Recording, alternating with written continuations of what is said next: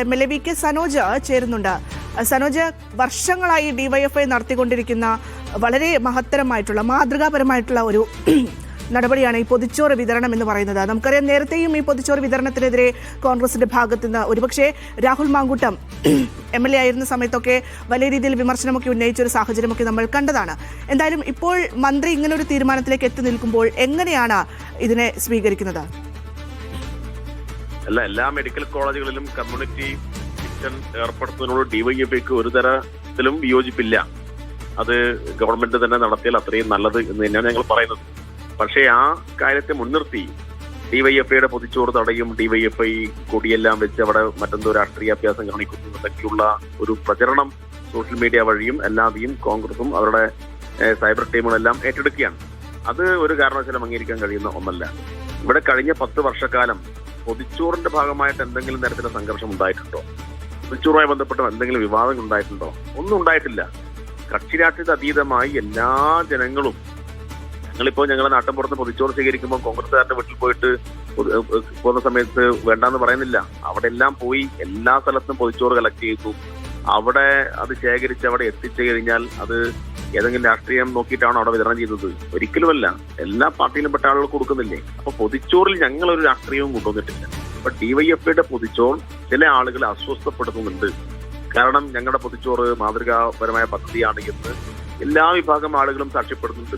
എന്തിനേറെ പറയുന്നു, രമേശ് ചെന്നിത്തല പോലും യൂത്ത് കോൺഗ്രസിന്റെ ഒരു ക്യാമ്പ് ഉദ്ഘാടനം ചെയ്യുമ്പോൾ അവരോട് പറയുന്നത് നമ്മൾ കേട്ടതാണ്. വീഡിയോ എല്ലാം ചില ചാനലുകൾ പുറത്തുവിട്ടിരുന്നു. ഡിവൈഎഫ്ഐയെ മാതൃകയാക്കണം എന്നാ പറഞ്ഞിരുന്നത്. അപ്പൊ ഈ മാതൃകയായിട്ട് ഡിവൈഎഫ്ഐ ഈ കാര്യങ്ങളൊക്കെ മുന്നോട്ട് കൊണ്ടുപോകുമ്പോൾ ഉണ്ടാവുന്ന അസ്വസ്ഥത, അത് അവരെ വലിയ രൂപത്തിൽ ഇങ്ങനെയെല്ലാമുള്ള പ്രചരണത്തിന് നിർബന്ധിക്കുകയാണ്. ഇത് അന്തസ്സില്ലാത്ത പരിപാടിയാണ്, രാഷ്ട്രീയ മര്യാദയില്ലാത്ത പരിപാടിയാണ്. അതുകൊണ്ട് കമ്മ്യൂണിറ്റി കിച്ചൺ തുടങ്ങുന്നതിന് ഞങ്ങൾ എതിരില്ല.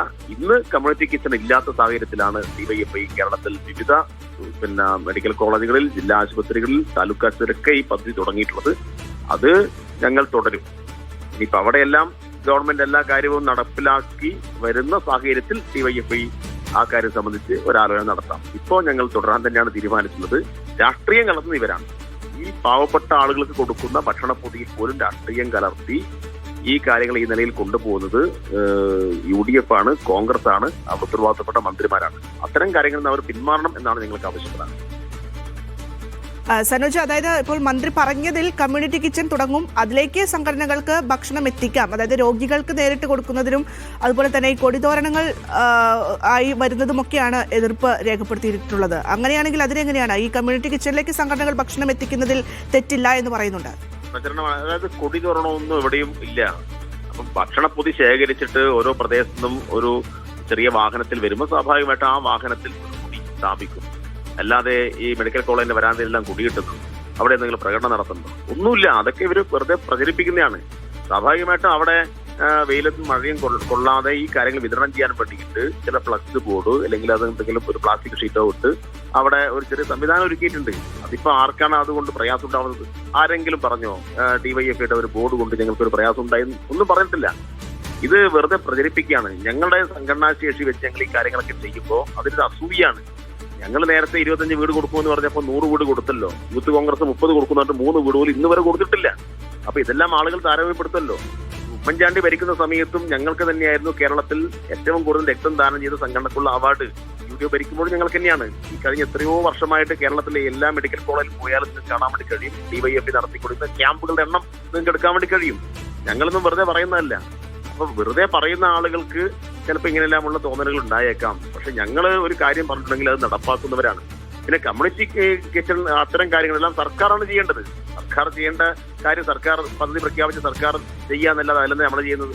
നമ്മളിപ്പോ ഡിവൈഎഫ്ഐ രൂപത്തിൽ ഇപ്പൊ ലോകത്തെമ്പാടും എന്തെല്ലാം തരത്തിലുള്ള ചാരിറ്റി പ്രവർത്തനം നടക്കുന്നുണ്ട്. അതെല്ലാം ഏതെങ്കിലും സർക്കാർ നിരോധിക്കാൻ വേണ്ടി മുന്നോട്ട് വന്നിട്ടുണ്ടോ? ഇതൊക്കെ എന്തൊരു വിഡിത്തമായി ഇവർ പറയുന്നത്. അങ്ങനെ സർക്കാർ സംവിധാനത്തിൽ കൂടി മാത്രം ഈ നാട്ടിലെ പ്രശ്നങ്ങളെല്ലാം പരിഹരിക്കാൻ വേണ്ടി കഴിയുമോ? ഒരിക്കലും കഴിയില്ല. സർക്കാർ ചെയ്യേണ്ടത് ചാരിറ്റി ചെയ്യുന്ന സംഘടനകളെ, സന്നദ്ധ സംഘടനകളെ, യുവജന സംഘടനയെല്ലാം കൂട്ടിയോജിപ്പിച്ചും അവരെ കൊണ്ട് പറ്റാവുന്ന കാര്യങ്ങൾ ചെയ്യിപ്പിച്ചും ഒക്കെ മുന്നോട്ട് പോവുക എന്നതാണ്. കാരണം ഏതെങ്കിലും ഒരു സംഘടന ചെയ്യുന്ന കാര്യം ജനങ്ങളാകെ അതിൽ ആകർഷകരാണുകൊണ്ട് അത് കൂട്ടിച്ചു കളയാം എന്ന നില, അത് എന്ത് മനോനിലയാണ്? അത് ഉത്തരവാദിത്തപ്പെട്ട ഒരാളുടെ ഭാഗത്ത് ഉണ്ടാവേണ്ടതാണോ? ഒരിക്കലും പാടില്ലാത്തതാണത്.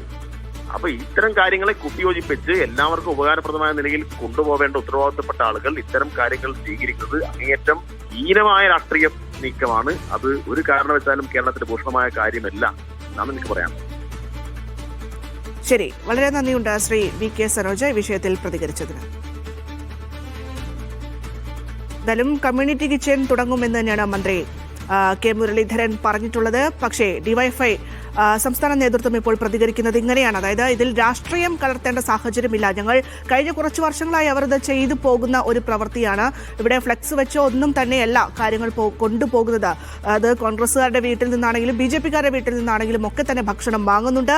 അത് കൊടുക്കുന്ന രോഗിയുടെ രാഷ്ട്രീയമോ മതമോ ജാതിയോ ഒന്നും നോക്കാതെയാണ് ഇത് വിതരണം ചെയ്യുന്നത്. അതിൽ രാഷ്ട്രീയം കലർത്തുന്നത് കോൺഗ്രസ് ആണ്, ഇപ്പോൾ മന്ത്രിയാണ് എന്ന് ഇപ്പോൾ പറഞ്ഞു വെക്കുകയാണ് വി കെ സനോജ്.